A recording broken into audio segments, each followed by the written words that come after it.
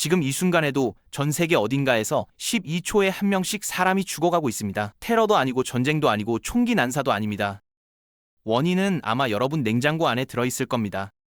편의점에서 2,000원이면 살 수 있고 회식 자리에서 거절하면 분위기 깨는 사람 취급받는 이 물질을 지구상 20억 명이 아무렇지 않게 소비하고 있죠. 만약 이게 오늘 처음 발명됐다면 어떤 나라도 절대 합법화하지 않았을 겁니다. 과학자들은 지구상에서 가장 해로운 물질이라 부르는데 우리는 이걸 축하주라고 부르거든요. 오늘은 술이라는 물질의 진짜 정체를 파헤쳐 보겠습니다.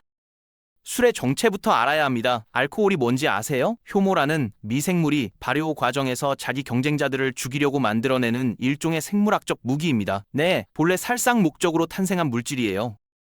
우리가 즐겨 마시는 맥주, 와인, 소주 전부 이 독성 물질에 물 좀 섞고 과일향이나 캐러멜 향 입혀서 맛있게 포장한 거죠. 포장이 바뀌었을 뿐 본질적인 독성은 그대로 남아 있습니다. 자, 이제 술 한 모금을 마셨다고 생각해 보세요. 그 순간 천문학적인 숫자의 알코올 분자가 위와 소장으로 쏟아져 들어갑니다. 체내 침투가 시작되는 거죠. 이 분자들은 우리 몸의 해독센터인 간으로 향하면서 동시에 뇌를 포함한 다른 장기로도 퍼져나가기 시작합니다.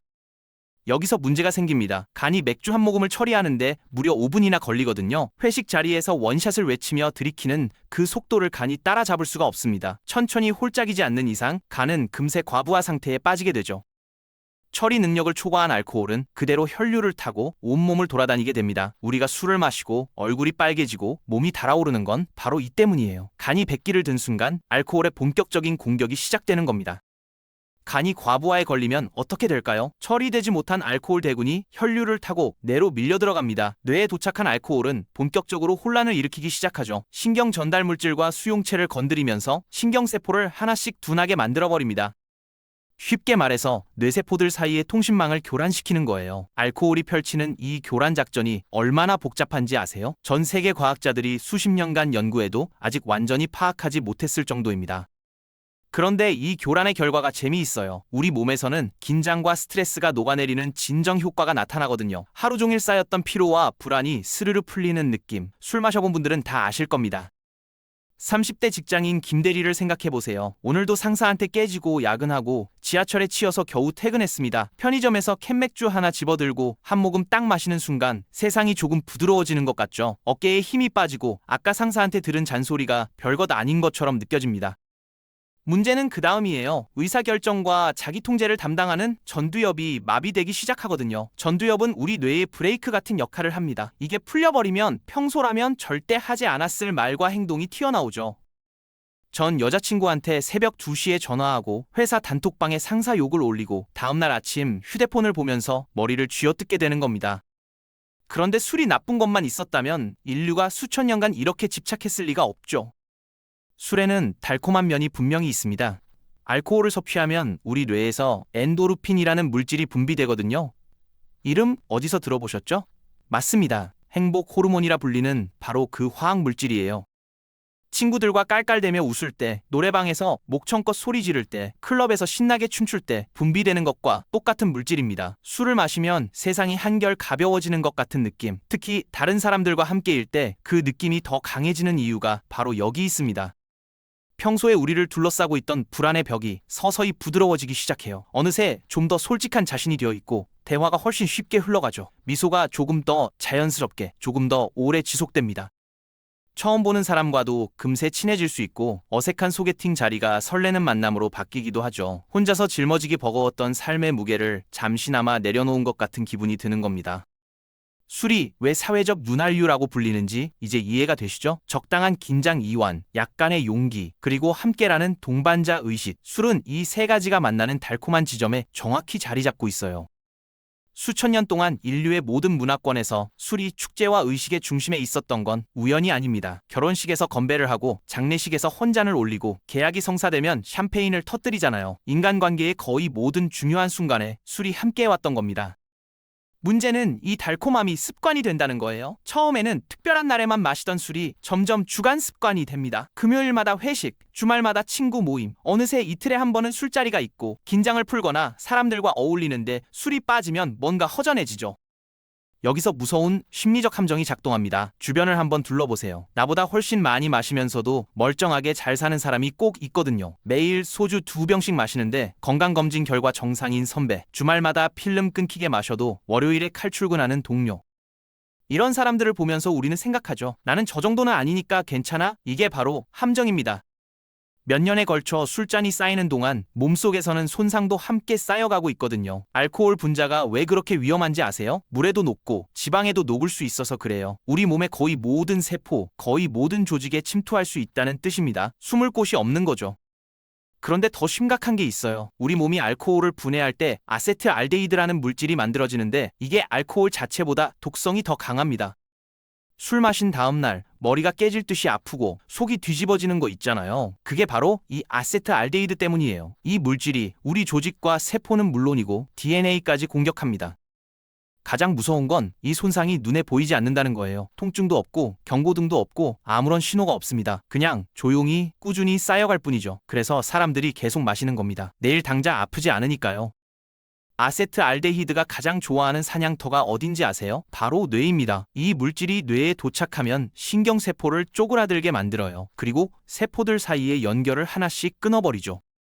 뇌의 여러 부분이 서로 대화하기 어려워지는 겁니다. 마치 회사에서 부서 간 내선 전화가 하나둘 끊기는 것과 비슷해요. 처음에는 불편한 정도지만 계속되면 조직 전체가 마비되잖아요. 뇌도 마찬가지입니다. 시간이 지나면서 뇌가 서서히 위축되기 시작하고 그 결과는 일상에서 나타나기 시작하죠. 기억력이 흐려집니다. 분명히 들었는데 기억이 안 나고 방금 뭘 하려고 했는지 까먹어요. 사고 속도도 느려집니다. 예전에는 금방 떠올랐던 단어가 혀끝에서 맴돌기만 하죠. 그리고 끝에서 기다리는 건 치매입니다. 여기서 정말 중요한 게 있어요. 언제, 어떻게 마시느냐가 피해 규모를 결정한다는 겁니다. 어릴수록 피해 범위가 넓고 한 번에 많이 마실수록 상황은 더 나빠지거든요.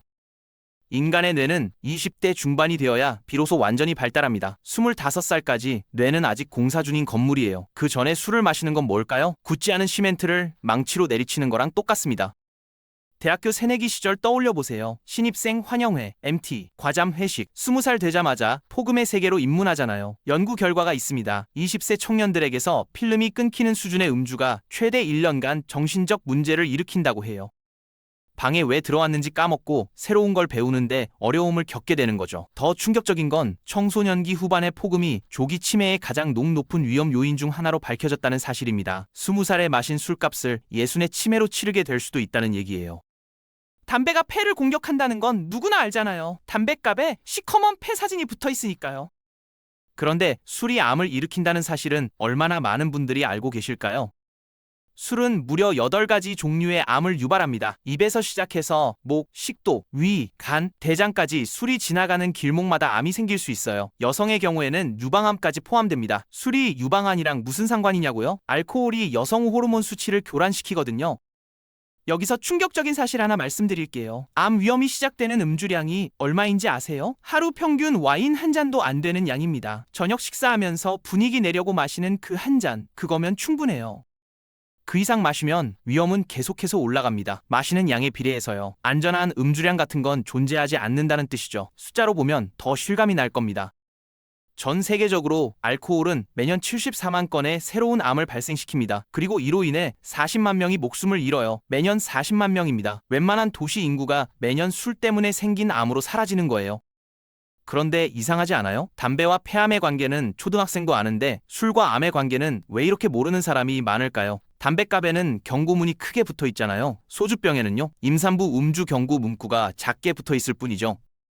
술이 암을 일으킨다는 경고는 어디에도 없습니다. 주류 업계의 로비 때문이라는 말도 있고 술이 너무 깊이 문화에 뿌리 내렸기 때문이라는 분석도 있어요. 이유야 어쨌든 결과는 같습니다. 사람들이 모릅니다. 그래서 계속 마시고 계속 암에 걸리고 계속 죽어가는 거예요. 이게 바로 공중보건학자들이 머리를 쥐어뜯는 이유입니다.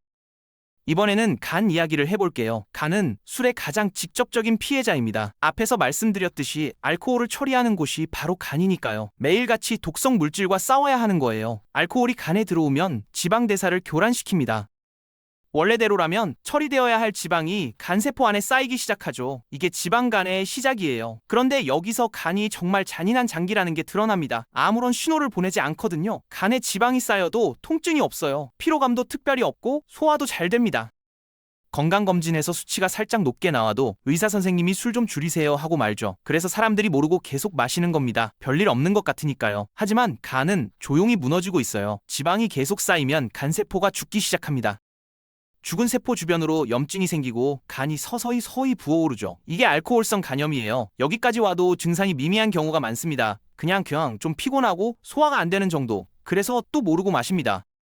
마지막 단계가 간경변입니다. 이때 간은 이미 상처투성이에요. 죽은 세포들이 딱딱한 섬유 조직으로 바뀌면서 간 전체가 굳어버리는 거죠. 정상적인 간세포가 거의 남아있지 않으니 해독 기능을 제대로 못합니다. 여기까지 오는데 10년 넘게 걸릴 수 있어요. 아주 천천히 망가지기 때문에 알아채기가 어려운 겁니다. 그리고 일단 간경변에 도달하면 대부분 되돌릴 수가 없습니다. 이식 외에는 답이 없어요. 매년 60만 명이 술로 망가진 간 때문에 세상을 떠납니다. 알코올로 인한 주요 사망 원인 중 하나죠. 가장 비극적인 건 이 사람들 대부분이 돌이킬 수 없는 단계에 도달하고 나서야 진단을 받는다는 사실이에요. 간만 망가지면 다행이겠죠. 심장도 술 앞에서는 안전하지 않습니다. 알코올은 혈압을 올려요. 한두 번 마시고 끝나면 몸이 회복하겠지만 습관적으로 마시면 혈압이 만성적으로 높아집니다. 고혈압이 왜 무서운지 아시잖아요. 심장에 무리가 가고 혈관이 손상되고 결국 뇌졸중이나 심근경색으로 이어지거든요. 혈전증 위험도 높아집니다. 피가 끈적끈적해지면서 혈관 어딘가에서 굳어버릴 수 있는 거예요. 매년 50만 명이 알코올로 인한 심혈관 질환으로 목숨을 잃습니다. 50만 명이요. 그런데 술의 공격은 여기서 끝이 아닙니다. 거울 한번 보세요. 술 많이 마시는 사람들 얼굴이 어떤가요? 피부가 푸석푸석하고 눈밑이 처지고 같은 나이인데 확실히 더 늙어 보이잖아요. 이게 기분 탓이 아닙니다. 알코올이 피부 세포를 포함한 전신의 세포를 손상시키거든요. 노화가 빨라지는 거예요. 체중도 문제입니다. 술 자체가 칼로리 덩어리라는 거 아세요? 소주 한 병이 밥 한 공기랑 비슷해요. 거기다 술 마시면 이상하게 배가 고파지잖아요. 치킨 시키고 라면 끓이고 편의점 가서 삼각김밥 사 먹고 그래서 살이 찌는 겁니다. 이제 진짜 중요한 숫자 하나 말씀드릴게요. 과학자들 분석에 따르면 건강 문제는 하루 맥주 한 캔 정도에서 시작됩니다. 고작 한 캔이요. 조기 사망 확률은요. 남성 기준 하루 3캔, 여성 기준 2캔 미만에서부터 유의미하게 올라가기 시작해요. 그런데 유럽연합 평균 남성이 하루에 마시는 양이 맥주 3캔에 가깝습니다. 여성은 거의 한 캔이고요. 서구권 대부분이 이와 비슷한 수준이에요. 해로움의 경계선 바로 위에서 아슬아슬하게 살고 있는 겁니다. 이렇게 해로움의 경계선에 딱 걸쳐서 소비되는 약물이 또 있을까요? 없습니다. 술이 유일해요. 지금까지는 술이 마시는 사람 본인에게 끼치는 피해를 말씀드렸어요. 그런데 술의 진짜 무서운 점은 따로 있습니다. 다른 사람까지 파괴한다는 거예요. 알코올은 타인을 해치는 능력에서도 독보적인 물질이거든요. 앞에서 술을 마시면 전두엽이 마비된다고 했잖아요. 브레이크가 풀리는 거죠. 그 상태에서 사람들은 정말 어리석은 위험을 감수하게 됩니다. 발코니 난간에 올라가고 밤바다에 뛰어들고 만취 상태로 운전대를 잡아요. 매년 알코올로 인한 사고로 50만 명이 사망합니다. 그중 30만 명이 교통사고예요. 여기서 정말 충격적인 사실 하나 말씀드릴게요. 그 교통사고 사망자의 절반 이상이 술을 한 방울도 마시지 않은 사람들입니다. 멀쩡히 집에 가고 있었는데 다른 누군가가 술을 마셨다는 이유만으로 죽은 거예요. 아무 잘못도 없이요. 폭력도 빠질 수 없죠. 술집 싸움부터 가정폭력, 심각한 폭행, 살인까지 모든 폭력 범죄의 50%가 취한 가해자에 의해 저질러집니다. 성폭행도 마찬가지예요. 절반이 술 때문입니다. 매년 술로 인한 범죄로 약 10만 명이 목숨을 잃어요. 이게 어느 정도 규모인지 아세요? 이탈리아 피사 같은 도시 하나가 매년 통째로 학살당하는 거랑 같습니다. 영국 하나만 봐도 매년 50만 명이 취한 사람이 일으킨 사고로 다치고 80만 명이 취한 가해자의 폭력에 부상을 입습니다. 전 세계로 확대하면요. 매년 수천만 명이 자기는 술을 마시지도 않았는데 다른 사람의 음주 때문에 물리적 피해를 입고 있어요. 가장 무고한 피해자가 누군지 아세요? 매년 태아 알코올 스펙트럼 장애를 갖고 태어나는 60만 명의 아기들입니다. 엄마가 임신 중에 마신 술 때문에 평생 지속되는 장애를 안고 세상에 나오는 거예요. 선택권조차 없었던 아이들이죠.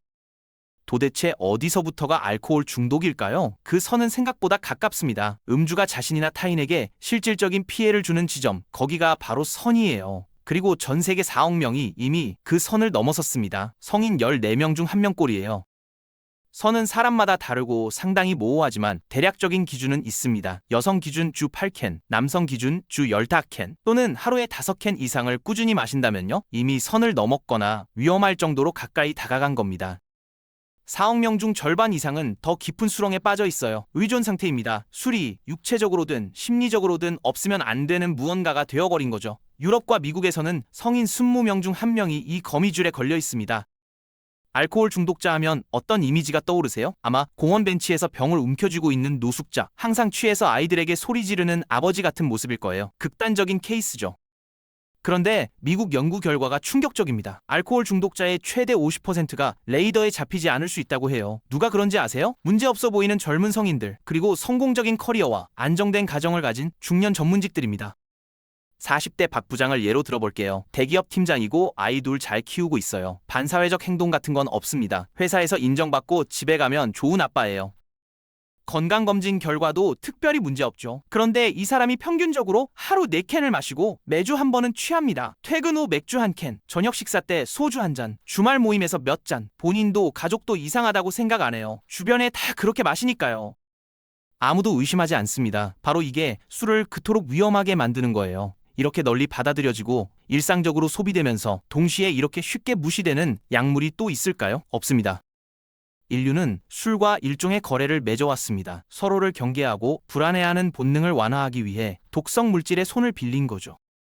그런데 지금 이 관계가 변하고 있어요. MZ세대는 부모 세대보다 훨씬 적게 마십니다. 미국에서 술 경험이 있는 18세 비율이 25%나 떨어졌고 청소년 폭음은 50%나 급감했죠.